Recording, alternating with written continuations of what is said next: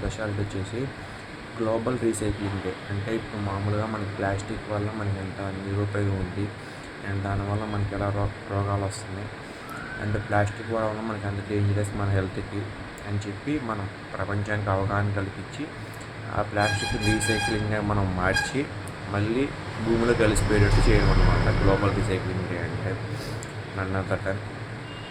And నేను మొన్న వార్త చూశాను, అతనికి ఏం బ్యాడ్ హ్యాబిట్స్ డ్రింకింగ్ కావచ్చు, స్మోకింగ్ కావచ్చు, ఇంకా వగైరా ఏమైనా కావచ్చు, కానీ ఓన్లీ ప్లాస్టిక్ వాటిలో హీట్ తినేవాడంట, ప్లాస్టిక్ కప్పులో తాగేవాడంట, తొందరగా చనిపోయారు.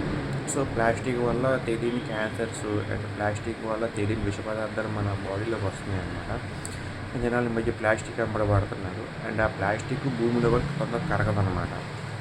సో ప్లాస్టిక్ భూమిలో కరిగే శాతం తక్కువ. ఎన్ని సంవత్సరాలు, కోట్ల సంవత్సరాలైనా సరే అది తగ్గేది మహా అయితే 20-30% తగ్గుతుంది. 70% అట్లా ఉండిపోయింది అనమాట.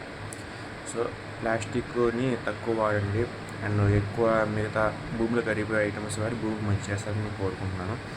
సో గ్లోబల్ రీసైక్లింగ్ డే గురించి మీకు ఇంకేమైనా తెలిస్తే ఖచ్చితంగా కామెంట్ చేసి చెప్పడం మర్చిపోమాకండి. సో ఇక్కడి నుంచి అయినా ప్లాస్టిక్ వాడడం తగ్గిద్దాం, భూమిని కాపాడుకుందాం అండ్ మన ఆరోగ్యాలు కూడా కాపాడుకుందాం. Thank you so much.